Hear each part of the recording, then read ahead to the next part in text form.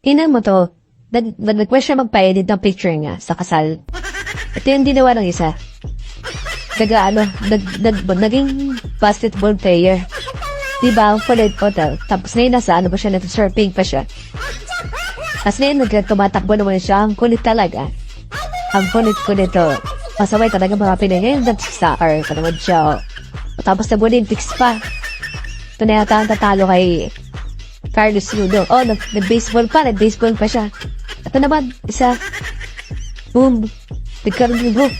Kulit. Kasi itong isa naman, napunta sa concert. Rock and roll to the world. Kulit talaga ng mga Pinay job.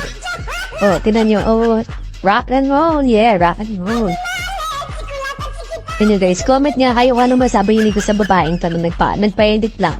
Napagtripan pa ng mga Pinoy. Ang kulit-kulit talaga ng mga Pinoy.